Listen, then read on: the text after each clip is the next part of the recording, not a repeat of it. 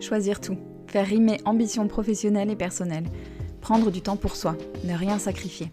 Bienvenue dans Les Équilibristes, le podcast qui invente de nouvelles façons d'intégrer toutes les facettes de la vie le plus harmonieusement et sereinement possible pour œuvrer à l'égalité femmes-hommes dans les entreprises, les organisations et la société plus largement. Pour traiter ces sujets millefeuilles, à la fois intimes, familiaux, sociaux, économiques, vous entendrez ici des conversations avec des femmes, des hommes, des couples, des experts qui choisissent tout et nous livrent ce que ça signifie pour eux et comment ils avancent. L'ambition de ce podcast, vous rassurer, vous faire réfléchir, rire et prendre du recul. Et surtout, vous mettre en action pour construire la recette qui vous convient. Je m'appelle Sandra Fiodo et je suis la fondatrice de Conscious Cultures, une société dont la mission est d'aider les entreprises à comprendre et prendre en compte qui sont leurs salariés, leurs besoins réels et aspirations pour concevoir les conditions qui leur permettront de fournir leur meilleur travail. Merci de votre écoute, je me réjouis de faire avancer ces sujets avec vous. Bonjour mes chers équilibristes, très heureuse de vous retrouver pour l'épisode du jour qui aborde un sujet qui me passionne, la question de l'humour dans le contexte professionnel. Vous allez entendre Dr Vanessa Marcier qui a commencé à s'intéresser au lien entre humour et leadership dans son projet de fin de MBA à Cambridge. Elle a ensuite fondé sa société Leading with Humor, dont la mission est d'aider les leaders à utiliser l'humour de façon à ce que ça devienne un avantage compétitif. Sacré programme, et encore un de ces sujets dont on ne parlait pas en entreprise il y a encore très peu de temps. Je sais pas vous, mais moi je me suis déjà posé des tas de questions sur l'humour dans mes différents postes. De situations de bide ou gêne à sortir des blagues dans des moments qui ne s'y prêtaient peut-être pas forcément, ou avec des personnes qui ne partageaient pas mon humour, à l'expérience de l'humour agressif, voire insultant, en passant par l'humour qui apaise, qui détend des situations difficiles. J'ai vécu des tas de situations où l'humour m'a interrogée, bousculée et fait progresser aussi. Alors on a parlé de tout ça avec Vanessa. Les différents types d'humour, le rapport entre humour et leadership inclusif, la question de la répartie et de comment la travailler, la question des différences culturelles, les formes que peut prendre l'humour, parce que oui, l'humour ne se résume pas aux blagues, comment l'humour peut aider un leader à construire un environnement de travail sécure, les bénéfices qu'on peut tirer à utiliser l'humour de façon consciente et pertinente, au service d'un objectif. C'était passionnant. J'espère que vous en apprendrez autant que moi et que vous aurez autant de plaisir à écouter Vanessa que j'en ai eu à échanger avec elle. Bonne écoute. Qu'est-ce qui fait que tu t'es intéressée à la question de l'humour, qui est un sujet vaste, comme tu me le disais tout à l'heure, on pourrait y passer des heures et voilà. Qu'est-ce qui fait que tu t'es dit, tiens, ça c'est vraiment un sujet qui me passionne et je vais en faire mon métier? Alors moi, je suis tombée dans la marmite de l'humour il y a un peu plus de 5 ans, je compte plus maintenant, quand je vivais à Londres. En fait, un de mes amis m'a amené à un spectacle de stand-up comédie que je connaissais pas. Jusque-là, j'avais vu les humoristes à la télé, mais faire de l'humour dans un pub, monter sur scène, que n'importe qui puisse le faire, c'est vrai que c'était un concept inconnu. Et je me suis dit que ça serait une bonne idée pour vaincre ma peur de parler en public, parce qu'à l'époque, comme tout le monde, j'avais des présentations à faire. J'enseignais aussi déjà à la fac, et ça me terrorisait de me retrouver devant mes étudiants et d'avoir à parler et de faire une présentation en public. Je me suis dit, bon, je vais vaincre le mal par le mal, je vais faire un workshop de stand-up comédie. Ce à quoi mes amis m'ont répondu, t'es complètement malade, il n'y a rien de pire quand t'as peur de parler en public que d'aller sur scène devant des inconnus. Ouais, c'était hyper Et courageux. j'aime bien, j'aime bien les challenges en fait.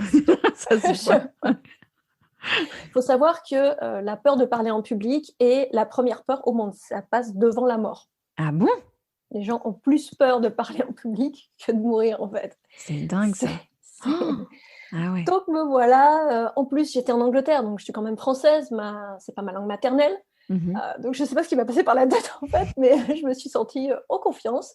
Et j'ai participé à ce workshop de 2 jours et juste après, je montais sur scène. Et alors là, je crois que c'est le moment où j'ai eu le plus peur de toute ma vie. Ouais. En plus, on a eu beaucoup de temps pour pouvoir attendre. Le premier qui est passé sur scène a oublié ce qu'on appelle sa routine, donc son spectacle, son show. Ouais. Et je me suis dit, c'est bon, je vais me faire humilier devant 60 personnes que je ne connais pas. Donc, j'avais le cœur qui battait, les mains moites, enfin la totale, j'ai cru que j'allais faire une crise cardiaque. Et je suis montée sur scène, et le moment où j'ai entendu le public rire, j'ai eu un tel rush d'adrénaline que je me suis sentie, comme diraient les Anglais, top of the world. J'avais l'impression d'être Mick Jagger à un concert. Je suis sentie comme une rockstar. Et en fait, je suis tombée accro de ce feeling, de ce sentiment que je ressens quand ça se passe bien, parce que quand ça se passe mal, c'est pas même chose. Ouais.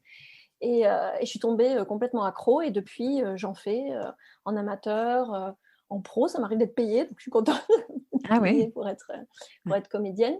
Et ça m'a permis d'en faire à travers le monde. J'ai fait du stand-up aux États-Unis, en Israël, à Singapour. Souvent, c'est en Angleterre. J'ai un club en France. Mais c'est mon petit. Ça me permet de me relâcher. C'est mon activité créative parce que j'écris toutes mes blagues et je fais la performance aussi. Et je me dis que je m'inquiéterais de devenir complètement pro plus tard, quand c'est mon projet de retraite en fait. D'accord. Je connais une comédienne, elle a 84 ans et elle fait le tour du monde pour faire des spectacles de stand-up. Et je me vois bien à la retraite, à 85 ans, sur scène. Ah C'est mon ouais. plan. Ah, c'est un trop bon plan, j'adore. Et donc aujourd'hui, est-ce que tu peux nous dire un peu plus, avant que je te pose des questions sur vraiment le contenu enfin, sur des choses un peu plus théoriques, mais est-ce que tu peux nous parler de ce que tu fais avec l'humour? Comment c'est devenu ton métier? Concrètement, ce que tu fais? Alors, sachant que donc je pratiquais l'humour dans mon temps libre, Mhm, j'ai repris mes études il y a quelques années et j'ai fait mon MBA. Donc, je fais les choses un peu à l'inverse. J'ai fait mon doctorat d'abord et après, je suis revenue pour faire le MBA. mhm, Et le projet de fin d'année, c'était une recherche sur un sujet. J'avais le choix entre faire un sujet pour qui va aider ma carrière. Donc moi, la plupart de ma carrière, c'était sur le marketing et la communication.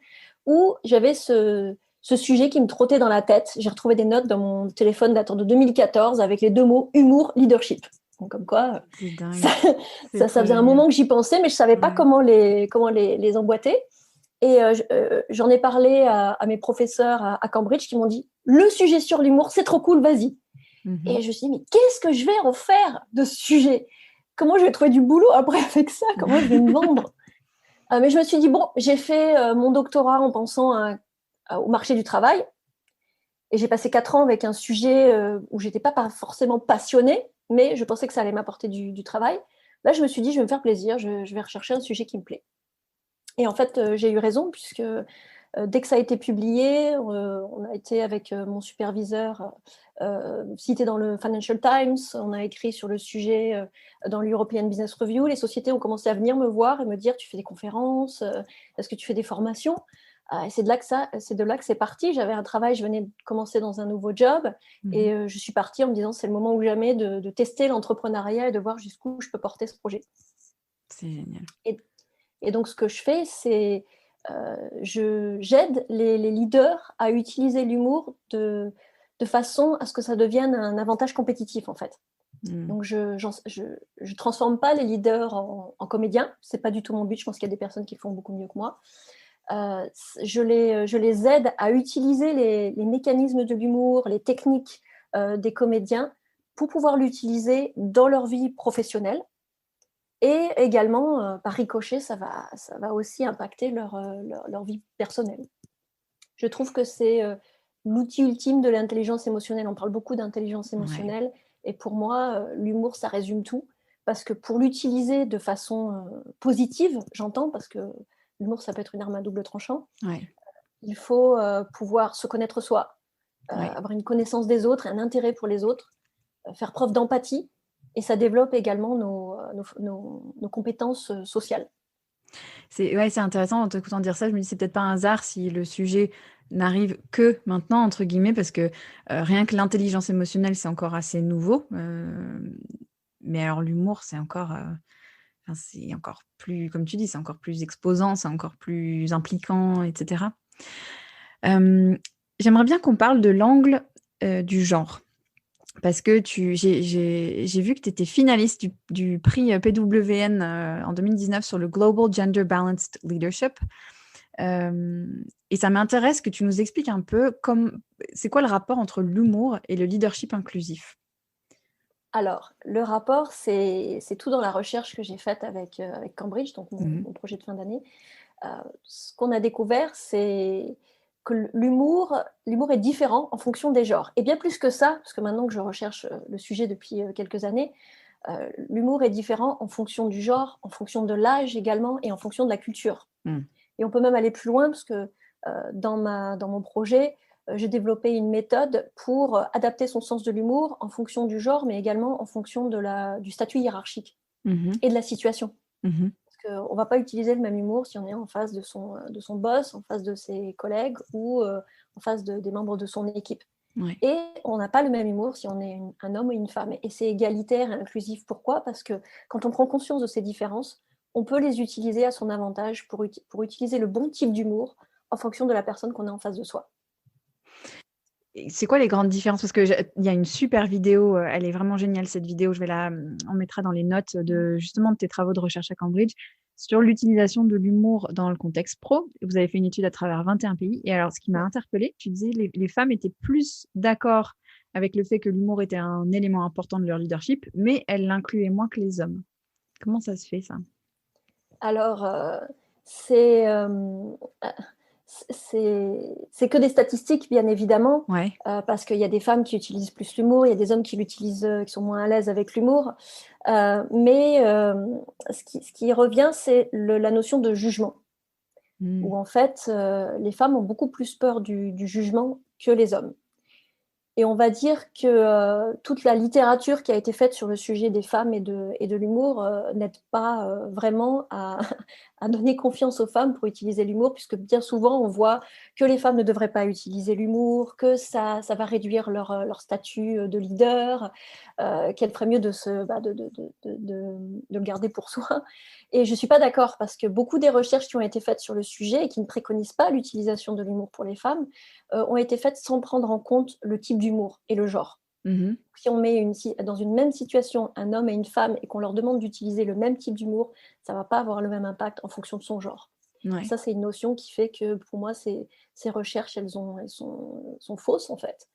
Une femme peut utiliser l'humour, bien évidemment, une fois qu'elle se connaît et qu'elle connaît le type d'humour adéquat pour la situation et les bénéfices qu'elle veut en tirer. Tu peux nous rappeler les types d'humour qui sont super bien détaillés dans la vidéo, mais ça serait intéressant de les entendre. Alors, les types d'humour, il y en a 2 qui sont positifs et 2 qui sont négatifs. Et donc, scientifiquement parlant, on a catégorisé 4 types d'humour qui sont donc l'humour autodestructeur, connu aussi sous l'autodérision, Mhm. l'humour autoconstructeur, qui est donc le pendant de l'autodestructeur, l'humour affilié et l'humour agressif. Mhm. Donc, on est tous composés de ces 4 types d'humour. Et donc, suivant qui on est, on a un type d'humour qui est plus dominant que les autres. Et alors, je voulais rejoindre parce que sur la question de, tu vois, tu dis l'humour l'humour autodestructeur, c'est l'autodérision. Et donc, tu le catégorises dans l'humour négatif, c'est ça? Oui. Alors, D'accord. c'est un humour négatif. Pourquoi ? Parce qu'on va se rabaisser. Ouais. On va se rabaisser pour faire rire l'autre. Ouais. Donc, c'est pas quelque chose. C'est très subtil, l'humour. Et Ouais. l'autodérision, ça fait partie de ces types d'humour qu'on adore. Alors, on adore, beaucoup de gens, beaucoup de cultures l'utilisent. On en use et on en abuse en se disant, c'est super, si je me rabaisse pour faire rire les autres, tout le monde va m'aimer. Oui, mais on ne prend pas en compte le contexte. Mhm. Donc, dans certaines situations, c'est super. Dans d'autres situations, bah, ça vous rabaisse. Mhm. Si vous voulez plaire à quelqu'un et que vous utilisez l'autodérision, si vous ne connaissez pas bien la personne, la première chose qu'elle va voir, c'est quelqu'un qui se rabaisse et qui n'a pas confiance en soi, Ouais. en elle. Ouais. Et c'est quoi les bonnes situations alors pour utiliser l'autodérision, par exemple? Les bonnes situations, c'est quand on est dans une situation de pouvoir, entre guillemets, quand on Mhm. est la personne qui a le plus haut statut hiérarchique dans la pièce. D'accord. Donc, C'est- c'est- c'est l'avantage des hauts statuts, pas nécessairement des hauts statuts hiérarchiques, mais si vous êtes avec votre équipe, si vous êtes le manager, c'est bien de l'utiliser parce que ça réduit la distance sociale avec votre équipe. Et ça, je pense, enfin, tu vois, spontanément, je le relie beaucoup à la question de la culture parce que j'ai eu des boss américains et j'ai eu des boss anglais et j'ai eu des boss français. Je peux te dire que l'autodérision n'était pas du tout utilisée en même quantité par ces différentes cultures-là. Enfin, mes boss américains, mes boss anglais, ils n'avaient aucun problème avec ça. Ils en abusaient presque. Il y avait un moment où ça paraissait même presque faux. C'était presque, tu sais, ça avait presque le but inverse de faire oh, regardez comme je suis ridicule pour dire regardez comme je suis fort. en fait. Mais en France, c'était beaucoup plus rare de voir l'autodérision utilisée avec l'impression qu'il y avait une forme de crainte de dire je vais me tirer une balle dans le pied, quoi. Et c'est tout là, c'est de savoir manier l'humour, et c'est toute la recherche que j'ai faite et la méthode que j'ai développée, c'est Ouais. quand utiliser quoi.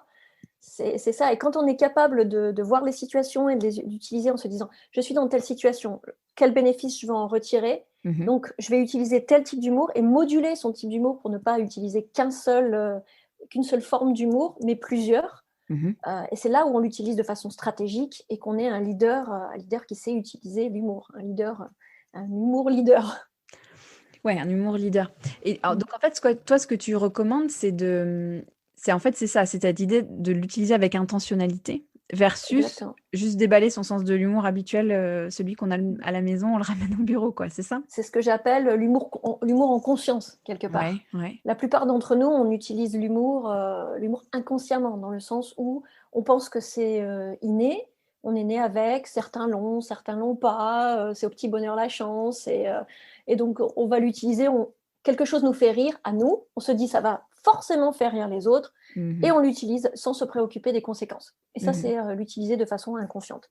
Quand on l'utilise de façon consciente, on prend en compte qui on est en face de soi, quel type d'humour je vais utiliser. On l'utilise de façon stratégique et on est Mhm. conscient et délibérément, on va utiliser un type d'humour pour générer une bonne cohésion d'équipe, pour faire que la personne en face se sente à l'aise, pour construire, renforcer la loyauté, la confiance. Donc il y a plein de choses qu'on peut faire avec l'humour. Et ça Et, me euh, la, fait... Ouais, non, vas-y, excuse-moi, vas-y, continue. et la notion de culture est effectivement très importante parce que suivant les cultures, chaque culture a son propre style d'humour. Mhm. Et je connais bien les problèmes anglo-saxons français, puisque j'ai travaillé dans les deux, et je travaille encore dans les deux pays. Donc c'est vrai, j'ai une conférence qui est juste sur l'humour à l'international, et Mhm. je suis en train de faire une recherche avec Cambridge justement sur l'humour à l'international, parce que c'est une question qui revient souvent dans les organisations. Ouais. Et, et j'ai même des personnes qui m'ont partagé. Je connais un manager anglais qui est venu voir ses équipes en France et qui a utilisé l'autodérision. Et ça n'a pas du tout fonctionné en France, parce qu'en France, on ne va pas respecter un leader qui va utiliser l'autodérision. Et c'est aussi, surtout quand c'est un leader qu'on ne connaît pas. Quand on connaît la personne, c'est plus facile. On a estimé ce qu'on peut faire avec les autres, donc on peut se permettre plus Mhm. pour construire la confiance et le respect. C'est pas nécessairement la meilleure solution.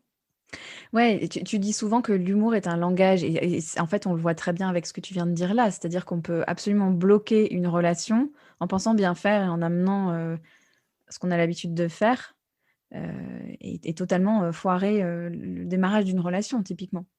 Oui. Et je vois que c'est un sujet qui est un peu à vif, en fait, l'humour, et j'ai été très surprise. Quand Mhm. j'écris les articles pour le Harvard Business Review, j'ai souvent des commentaires très passionnés sur le sujet, autant négatifs que positifs.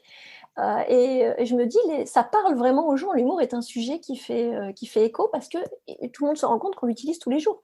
Ça Ouais. n'existe pas, j'ai souvent ça qui revient, mais ça n'existe pas une personne qui n'a pas le sens de l'humour et qui ne veut pas être drôle. C'est en nous. Mhm. On réagit à l'humour, on rit. Il y a pas une personne au monde qui ne rit jamais. Ça, c'est pas possible. Mhm. Ouais, C'est c'est vrai. biologiquement pas possible. Ouais, c'est Et vrai. dans ce sens, l'humour pour pouvoir rire, il faut qu'il y ait quelque chose qui nous, entre guillemets, qui nous fasse rire. Et l'humour, c'est offrir ce cadeau à quelqu'un de pouvoir rire, quand c'est fait, encore une fois, positivement. Et quand c'est fait de façon négative ou trop agressive, ça devient une arme. Ouais. Ça devient une arme qui peut blesser, qui peut humilier. C'est très, très puissant. Ouais, c'est Et, très euh, puissant. et c'est pour ça, c'est comme de laisser une arme dans les mains de personnes qui ne savent pas s'en servir. Et moi, j'essaye d'apprendre aux gens comment on peut s'en servir. Et c'est intéressant parce que là, je viens d'écrire un article pour Welcome to the Jungle sur le fait d'être soi au travail. Et tu sais, cette notion-là, elle est vaste aussi, elle est complexe. Et l'humour en fait partie au même titre que les vêtements, etc. Et je pense qu'il y a des gens qui osent pas du tout amener l'humour en se disant ça va pas passer, etc. Qu'est-ce que tu donnerais comme conseil aux gens qui n'osent pas amener leur sens de l'humour? Alors, comme je disais, ça commence par bien se connaître soi. Ouais. Donc, toutes mes conférences, toutes les formations que je fais ou le coaching, ça commence par bien connaître et se connaître son sens de l'humour. Et il y a également une notion de confiance. C'est avoir confiance en soi. Et je dis souvent que l'humour, c'est un peu comme un muscle, ça se travaille. On ne va pas décider du jour au lendemain d'aller faire un marathon. On va acheter des baskets et puis tout d'un coup, on va s'inscrire au marathon de New York et boum, on va pouvoir le finir. Ça Mhm. demande de l'entraînement. Et l'humour, c'est pareil. Et pour prendre confiance, il faut pouvoir s'entraîner. Quand on est comédien, on ne va pas sur scène en se disant « ça y est, je monte sur scène, j'ai pas de blague, je vais faire de l'impro et ça va fonctionner ». Ça Ouais. demande beaucoup, beaucoup de travail, de faire quelques minutes, ne serait-ce que quelques minutes sur scène. Et de la même façon, pour les gens qui n'osent pas, arriver à se connaître, comprendre les mécanismes de l'humour, s'entraîner d'abord sur les gens qu'on connaît, et pour après prendre confiance et pouvoir s'entraîner et pouvoir l'utiliser dans le contexte de l'entreprise. Et également, l'humour, c'est pas nécessairement juste des blagues. Il y a de multiples façons d'utiliser l'humour. Et donc, les personnes tout le monde dans l'entreprise doit prendre conscience du moyen de communication qui est le plus adéquat avec lequel ils vont être le plus à l'aise, en fait. Qu'est-ce qu'il y a d'autre comme forme d'humour, justement? Tu vois, spontanément, effectivement, on pense au fait de faire des blagues. Qu'est-ce que tu mets d'autre dans la catégorie de l'humour? De l'humour, ça peut être des blagues, mais ça peut être des blagues qu'on n'est pas obligé de faire soi-même. Mhm. Ça peut être de partager des vidéos, Mhm. des gifs, ça peut être dans le message qu'on va écrire. Pour moi, on se réduit souvent à la blague. L'humour, c'est de la blague. Et Ouais. voilà. Non, l'humour, c'est un état d'esprit. Il y Mhm. a plein de choses qui vont avec l'humour. Quand on est capable d'utiliser l'humour, on devient quelqu'un de plus positif. On attire les gens vers nous parce qu'on leur permet de rire et de passer du bon temps. On est quelqu'un de plus optimiste également. Donc, c'est tout un état d'esprit que moi, j'ai développé. Je suis mon premier case study, ma première étude de cas, parce que faire de l'humour m'a transformé ma personnalité. Ça m'a Mhm. rendue plus résiliente, capable de transformer les expériences négatives en quelque chose de beaucoup plus positif. Parce Mhm. qu'au final, je vais voir le potentiel comique de la situation et je vais savoir qu'un jour ou l'autre, je vais pouvoir en rire et surtout faire rire les autres avec Mhm. ce qui m'est arrivé. Ça m'a permis de me concentrer sur les choses qui sont drôles de la vie. Et quand on se concentre sur les choses positives plutôt que sur les choses négatives, il y a plus beaucoup de place pour la négativité dans votre vie. Et c'est intéressant ce que tu disais sur la confiance en soi, mais il y a la confiance aussi dans le contexte et dans l'environnement. Et ça, tu sais, cette notion qui m'intéresse vachement de sécurité psychologique, enfin, vraiment cette idée que tu peux y aller. Et je me pose la question de comment un leader peut favoriser ça, peut créer une culture où c'est safe d'amener l'humour. Tu vois ce que je veux dire? Alors ça commence par le leader. C'est pour ça Ouais. que dans la plupart de mes programmes de coaching, enfin, c'est pas la plupart, je n'ai quasiment que des managers ou des leaders. Pourquoi? Parce que la permission de légèreté, entre guillemets, vient d'en haut. Mmh. J'enseigne l'humour à des masters. Je l'ai enseigné à des bachelors, donc des licences à l'université qui n'avaient pas encore de travail. Je leur ai dit, je vous équipe, je vous donne les outils, mais vous ne pourrez pas nécessairement l'utiliser comme ça parce que vous avez besoin d'avoir la permission de la personne qui est en face de vous. Mmh. Donc, si votre manager n'est pas réceptif à l'humour, il n'y a Mmh. pas grand-chose que vous puissiez faire à part vous demander si vous êtes dans la bonne entreprise. Ouais. Si vraiment vous voulez être dans une entreprise qui ne laisse pas la place à l'humour. Parce que ça va beaucoup plus loin. Ne pas laisser la place à l'humour, ne pas se sentir en confiance pour utiliser l'humour. Et entre guillemets, encore, on parle de l'humour positif, on ne parle pas d'un humour agressif, on va utiliser le sexisme, le racisme pour humilier les autres. Moi, je parle de l'humour qu'on va utiliser pour rassembler. Mmh. Si on ne sent pas on a la permission d'essayer et peut-être d'échouer Ouais. avec l'humour sans être jugé, ça veut dire qu'on n'a pas non plus la permission de parler, de s'exprimer et peut-être de donner son avis, de Ouais. peut-être partager des idées. Et comme je dis souvent, ça bloque les sessions de brainstorming, par exemple. Ouais. Parce que quand on sait qu'on peut faire une blague, on ne sera pas jugé, on va se dire j'ai également la permission de donner cette idée. Je pense que ce truc, c'est super. J'ai eu une idée, je vais la partager. Tant pis si c'est nul. Je sais que je ne serai pas jugée pour ça. Et on sait combien de startups et de grandes idées sont nées d'un pari ou d'une idée loufoque qu'on a eue et qu'on va partager avec quelqu'un. Ouais. Ouais, c'est très puissant en fait, parce que c'était une de mes questions et tu y as un peu répondu là, mais c'était de savoir côté organisation, ça change quoi quand on reconnaît que l'humour doit faire partie intégrante de la culture? Alors, Ça, il y a tellement de bénéfices de l'humour. Par exemple, un manager, un leader qui va utiliser l'humour, il peut engendrer la loyauté de ses équipes, un plus grand engagement. Il a la confiance de ses équipes. Il y a une meilleure communication avec une meilleure compréhension et rétention des messages. Personnellement, il y a un meilleur apprentissage également quand on utilise l'humour. On a une créativité qui est accrue. On est plus relax, moins stressé. Enfin, il y a tellement de bénéfices que je suis étonnée qu'on n'ait pas pensé avant à faire de l'humour quelque chose d'obligatoire en entreprise. Enfin, pas obligatoire, parce que c'est difficile d'avoir une notion d'obligation pour l'humour, mais qu'on n'en fait pas une partie intégrante de son leadership au même titre que la communication. C'est une forme de communication. C'est aussi simple que ça. Donc ça devrait faire partie du toolkit de la boîte à outils du communicant.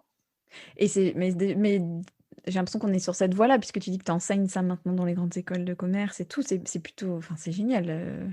Il y a 10 ans, 15 ans, c'était pas du tout le cas. Non, On avance.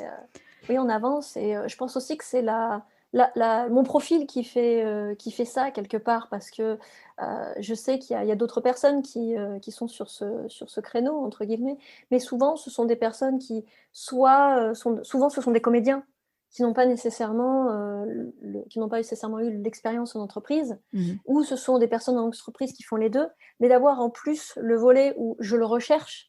Donc tout ce que je fais, tout ce que je dis, c'est baqué scientifiquement, c'est pas juste il y a mon expérience, mais il y a les recherches qu'il y a derrière. Ouais. Ça me permet d'avoir un avantage.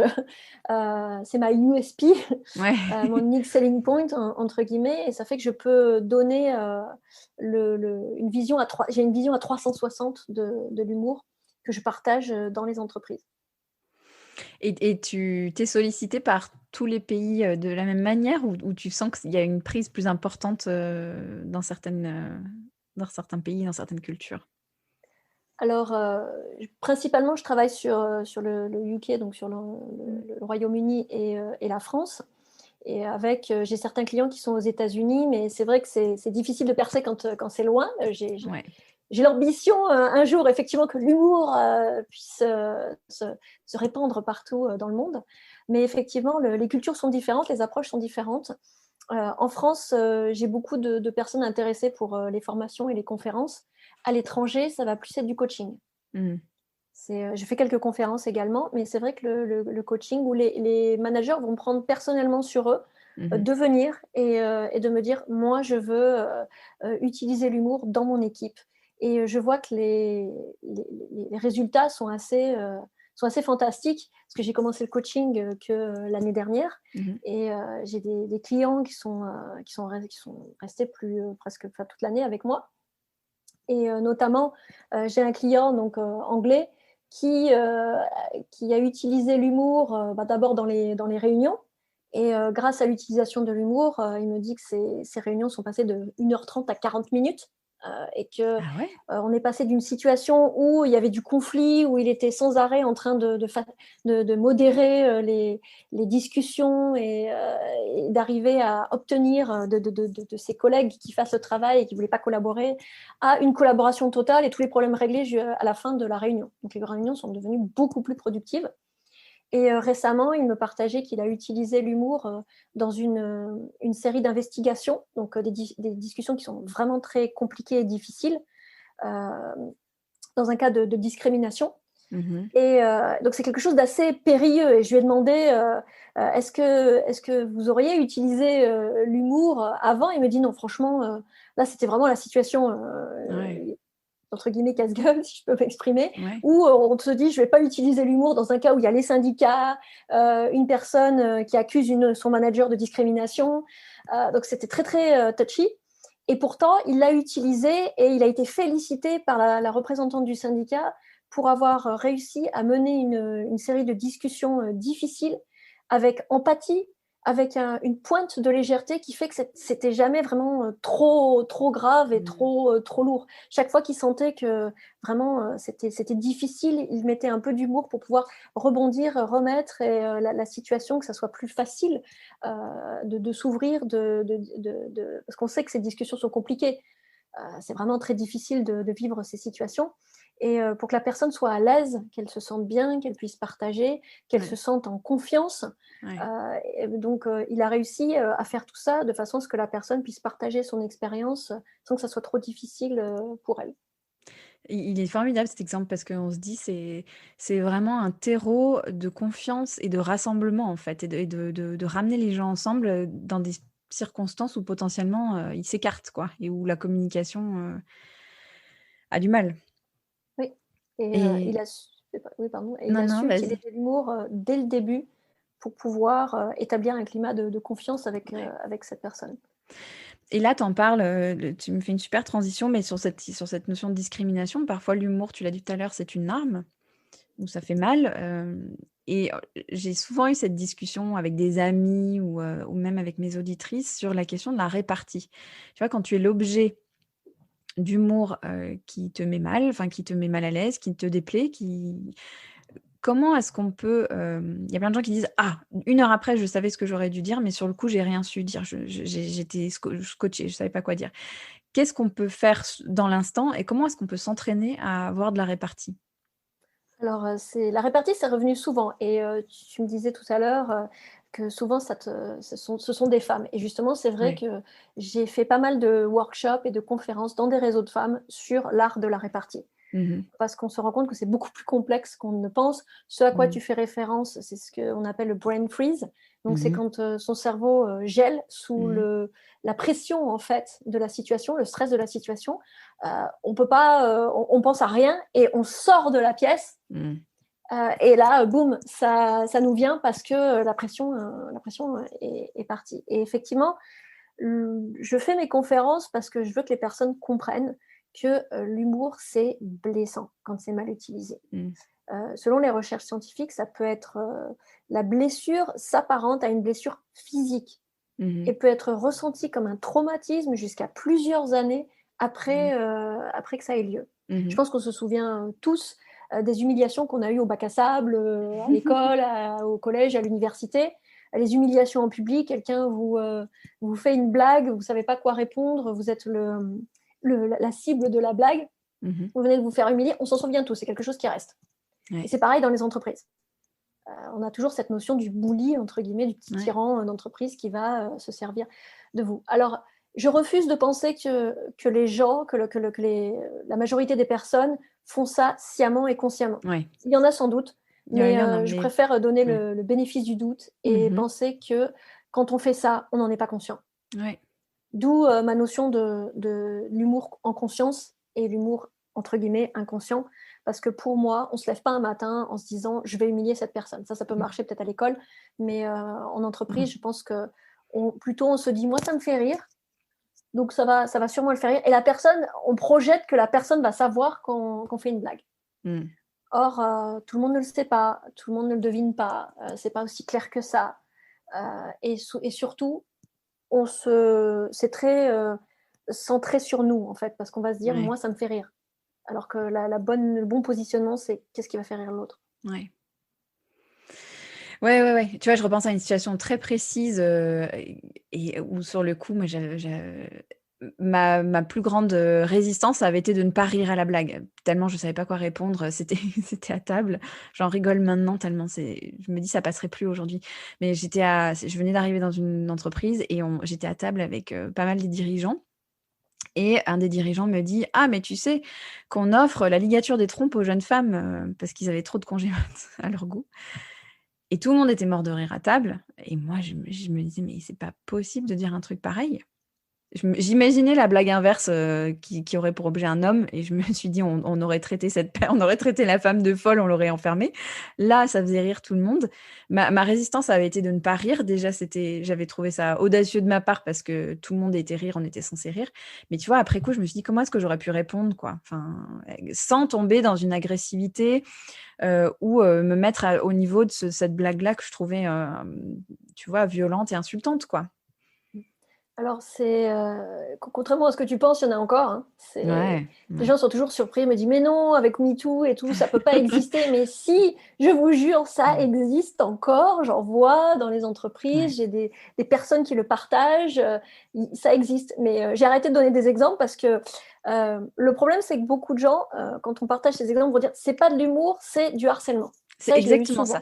souvent. Et c'est ça qui m'intéresse. C'est quoi la ligne, en fait? Elle est où la limite? Alors, la limite, c'est compliqué parce que la limite, elle est dans l'intention de l'autre. Est-ce que Mhm. vraiment, parce que dans le harcèlement, il y a quand même une sacrée notion de je veux nuire à cette personne. Mhm. Donc, il n'y a pas forcément cette notion de je veux nuire. Quand je le fais, la personne qui a fait ça, probablement qu'elle s'est dit, comme je le disais tout à l'heure, ça m'a fait Ouais, rire, ça voilà. va faire rire tout le monde, Ouais. et que c'est pas posé la question de savoir si toi, ça allait te faire rire. Mm. Du tout. Ça lui a pas traversé l'esprit.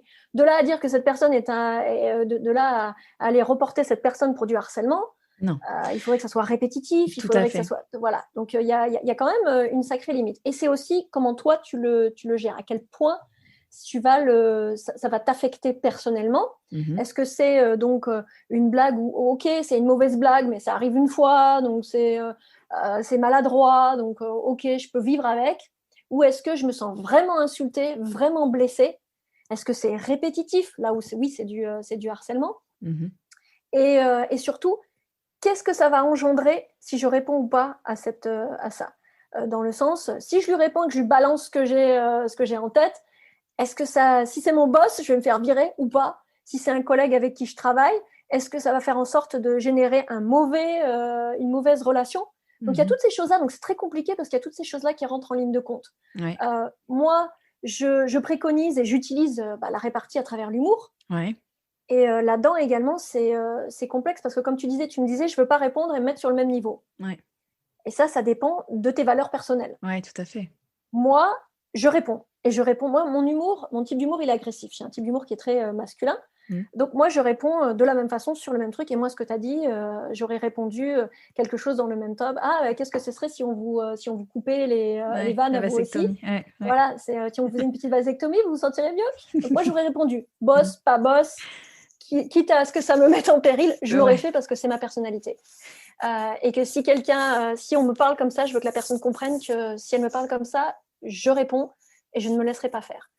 Euh, Et à et, tout et âge et avec toute expérience, parce que je t'ai souvent entendu dire aussi, ça ne m'arriverait plus. Mais tu vois, moi, c'était il y a un paquet d'années. Je sais pas comment je réagirais aujourd'hui. Et comment est-ce qu'on développe ça avec le temps, tu vois? Est-ce qu'il y a des choses sur lesquelles on peut travailler? on peut travailler dessus. Donc, c'est pour ça que je disais que j'ai des workshops. Et Ouais. ma plus belle récompense, c'est quand j'ai des femmes qui m'envoient des messages en me disant j'ai essayé tes techniques et ça marche. Ouais. Parce que le pire, je pense, entre guillemets, c'est dans un sens, je comprends que tu n'aies rien répondu, mais le pire, c'est de ne pas répondre en fait. Ouais. C'est de ne pas répondre parce que de rien dire, c'est donner l'autorisation de continuer. Ouais, tout à fait. Ouais, Donc ouais, non, le mais mieux, c'est de répondre. C'est de ouais. répondre et après, on peut nuancer en fonction de sa personnalité et de ses Mmh. valeurs personnelles. Comme je disais, et c'est très personnel, moi, ça ne me dérange pas de répondre de façon agressive, mais Mmh. ça arrive de moins en moins parce que la plupart des gens savent que je fais de la comédie, donc ils vont se dire, je vais peut-être pas me frotter à quelqu'un qui peut me griller en 3 minutes. Également, ce que j'ai vu au travers le temps, et quand j'étais pas, je disais pas forcément que j'étais comédienne, c'est que quand on utilise l'humour et quand on répond, la personne, même si elle va le faire de façon récurrente, va arrêter. Parce qu'il y a une notion de ce que les Anglais appellent de bully, Ouais. dans le sens où la personne va. Il y a un harcèlement quand la personne le fait en continu, mais ils ne vont pas s'attaquer à plus fort que soi. On ne s'attaque pas à plus fort que soi, on va Mmh. s'attaquer au maillon faible, entre guillemets. Ouais. Donc on va s'attaquer à la personne qui ne va pas répondre. Mmh. Et donc on va continuer, puisque elle ne répond pas. Le jour où on répond, et peut-être qu'il faut se dire oh, c'est un coup de chance, je vais recommencer. si on voit que systématiquement on répond et qu'on retourne la situation de façon à ce que Mmh. ce soit la personne qui soit dans la lumière Mmh. et que ce soit la personne qui soit entre guillemets humiliée, bah, ça Mmh. s'arrête. Ouais, ouais. C'est Mhm. très intéressant de voir, de se demander aussi comment, éduquer, parce que là, typiquement, tu vois, pour redonner le contexte, j'ai été en tout début de carrière, c'était mon 1er jour de boulot. Enfin bon, voilà, il y avait tous les trucs qui faisaient que, ouais, c'était facile quoi de faire cette blague-là, à moi en particulier, à ce moment-là en particulier et je me dis: «Comment est-ce qu'on éduque, en face la personne qui a fait cette blague?» et qui, comme tu le dis, en l'occurrence, c'était pas du tout quelqu'un, de harcelant ou quoi que ce soit, c'était juste une très mauvaise blague et comment on éduque cet homme-là à se dire: «En fait, ça ne je peux pas faire ce genre de blague», tu vois? Bah, ça passe, c'est pour ça que je suis appelée en entreprise. Ça passe Ouais, d'abord par exemple des conférences, ouais, ça peut passer par des formations ouais, et ça passe par du coaching. Donc j'ai des managers qui sont venus d'eux-mêmes ouais. me dire: «J'ai un humour pourri».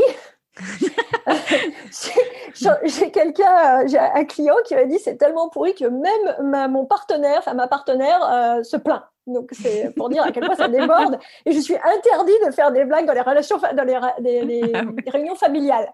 Donc c'était à ce point-là et on travaille dessus. Donc ça peut venir d'eux ou Ouais. ça peut venir, c'est pas qu'il est, il est pas bien, mais je voudrais l'utiliser de façon beaucoup plus stratégique comme, Mmh mh. mon client dont je parlais, pour les réunions et cetera. Lui, Mmh. il est venu, c'est quelqu'un qui a beaucoup d'empathie, donc il n'aurait jamais utilisé un humour agressif, mais Mmh. il voulait comprendre les mécanismes pour savoir comment est-ce qu'il pouvait l'utiliser pour que ça devienne avantageux.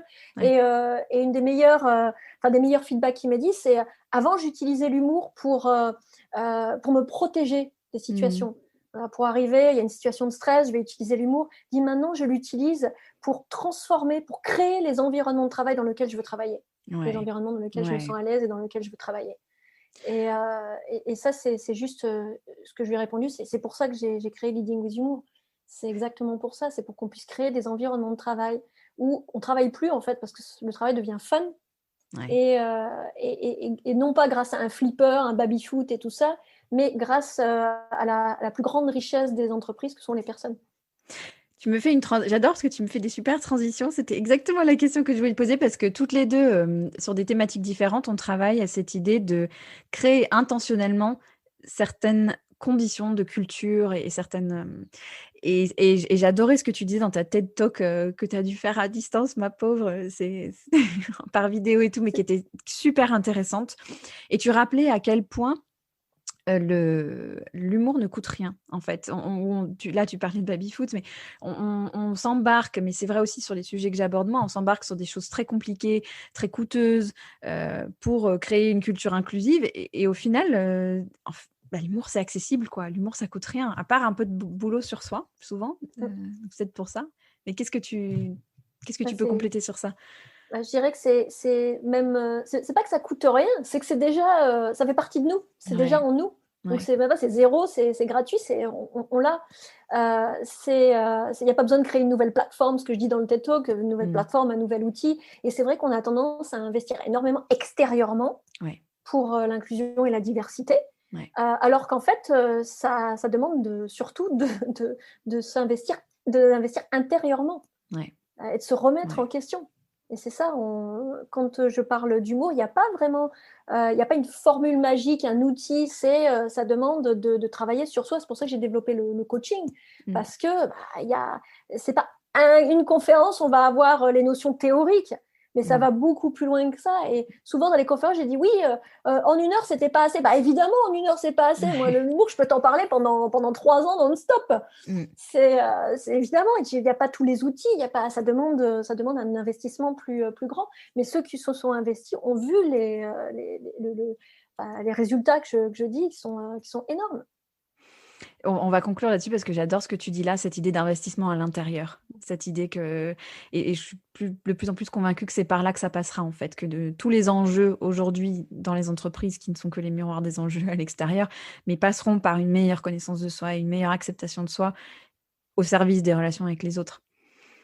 Je suis tout à fait d'accord. Ouais. C'est exactement, parce que l'humour, en fait, on parlait de bénéfices, mais le plus Mmh. grand bénéfice de l'humour, c'est les relations. Ouais. C'est l'amélioration de nos relations, qu'elles soient professionnelles ou qu'elles soient personnelles. Et quand je parle souvent également de notions qui ne touchent pas nécessairement le leadership. Mais pour moi, le leadership, ça, on peut diriger sa société, mais on peut diriger sa vie dans un sens aussi. Ouais. Et on ne peut pas travailler sur l'humour et changer sa façon de penser et la laisser au bureau et rentrer à la maison et être comme on était. Donc forcément, ça impacte sa vie. L'année dernière, j'ai fait un workshop sur l'humour dans nos relations personnelles également, parce que ça impacte tous les niveaux de notre vie, nos relations sociales, notre couple, les relations avec les enfants, avec le boucher, c'est tout, les relations personnelles, la vente, c'est juste partout. Et on ne l'utilise pas. Bien sûr, ça commence à s'ouvrir, mais moi, je souhaite que tout le monde ait des modules sur l'humour dans leurs entreprises et personnellement, que les gens se préoccupent de ce sujet. Si, il me reste une dernière question pour toi. C'est celle de savoir de quoi tu es fière. Je suis fière d'avoir monté Leading with Humour et de l'impact que ça a, parce que moi aussi, je me suis lancée sur une idée où, a priori, ça devait être un peu casse-gueule, et je pense que beaucoup de mes camarades de MBA qui ont monté des plateformes, des SAS, qui ont fait des tours avec des VC, etc., se sont dit « Mais qu'est-ce qu'elle fait ?» Et en attendant, ça grandit. Alors bien sûr, j'ai pas levé 3 millions, j'ai pas une plateforme avec 15 ingénieurs, mais moi, je voulais quelque chose qui a un impact sur les autres. Parce que je l'ai vécu. Quand j'ai commencé ce MBA, je l'ai commencé parce que je me suis dit, je vais peut-être devenir entrepreneur. Je travaillais avec des entrepreneurs avant. Je travaillais avec le gouvernement pour les aider à s'internationaliser, etc. J'ai toujours tourné autour de l'innovation et de l'entrepreneuriat sans vraiment me lancer. Et quand j'ai vu que il y avait de l'appétit pour l'humour, je me suis dit, c'est mon moment. Je vais voir si je peux être un entrepreneur également. Mais surtout, je voulais que les nouvelles générations ou que les personnes qui sont en entreprise, elles n'aient pas à vivre ce que moi j'ai vécu en entreprise.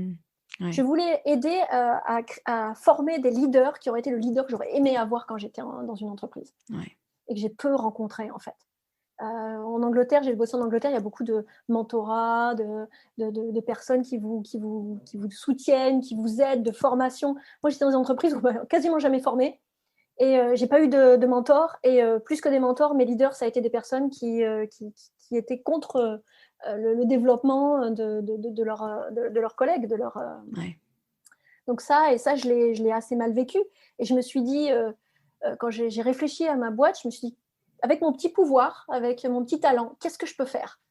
Je me suis dit, à travers l'humour, je veux que les entreprises on puisse être dans des endroits où il fait bon travailler, il fait bon vivre, parce qu'au final, on passe quand même plus de 80% de notre vie en entreprise avec nos collègues, on les voit plus que notre famille, sauf en période de confinement. Mais en règle générale, on les voit plus que nos familles et nos amis. Donc autant que ça se passe le mieux possible. Et on n'en est pas encore là, malheureusement. Je ne peux qu'applaudir de toutes mes mains et mes pieds de ta mission, que je trouve exaltante. Enfin, c'est génial. Donc, merci d'avoir partagé tout ça avec nous. Où est-ce qu'on peut retrouver tout ton travail et te solliciter pour des ateliers aussi en entreprise ? Alors, principalement sur mon site internet, donc Leading with Humour, humour avec un U à l'européenne, .com.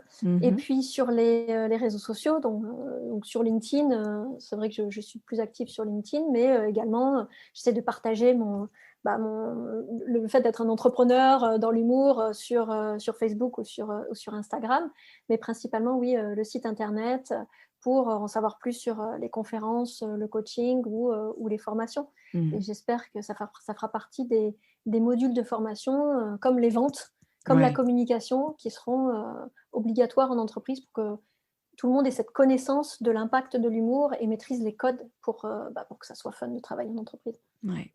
Écoute, je l'espère aussi, et merci de porter cette mission-là. Merci beaucoup d'avoir passé du temps avec nous ce matin. Merci pour ton invitation. À bientôt, Vanessa. À bientôt. Alors, vous êtes prêts et prêtes à utiliser l'humour de façon plus consciente ? Ça vous a fait penser à des situations où vous pourriez faire différemment ? Vanessa a développé un test dont vous pourrez retrouver le lien dans les notes de cet épisode. Vous trouverez aussi tous les liens vers sa TED Talk et la vidéo réalisée avec Cambridge dont je parle dans l'interview dans les notes aussi de cet épisode. Merci Vanessa pour ton travail d'utilité publique, et merci à vous tous pour votre écoute et votre fidélité. Si vous aimez les équilibristes, vous savez que vous pouvez soutenir le podcast de façon très concrète. Plein de façons de le faire, comme par exemple un SMS à un ami ou une amie pour partager un épisode qui vous plaît, un partage sur vos réseaux, Instagram ou LinkedIn. N'oubliez pas de me taguer pour que je puisse vous remercier et repartager. Et surtout, prenez 3 minutes pour laisser une note et un commentaire sur Apple Podcast. Ça permet à celles et ceux qui cherchent à découvrir de nouveaux podcasts de découvrir celui-ci. Et ça me fait très plaisir au passage. C'est une belle reconnaissance et un moyen de comprendre ce qui vous plaît, ce qui vous intéresse, ce que vous venez chercher ici. Alors merci à celles et ceux qui le font, et merci à vous tous d'être fidèles au rendez-vous. On se retrouve dans 15 jours avec un épisode dédié aux aidants. Le 6 octobre, c'est la journée nationale des aidants, alors je vous ai préparé 2 épisodes formidables pour aborder le sujet sous plein d'angles. J'ai vraiment hâte de vous les partager. D'ici là, prenez bien soin de vous, n'hésitez jamais à m'envoyer vos idées, vos remarques, vos réflexions ou suggestions, soit par les réseaux, soit à l'adresse mail leséquilibristes podcast, tout attaché sans accent, @gmail.com. À très bientôt.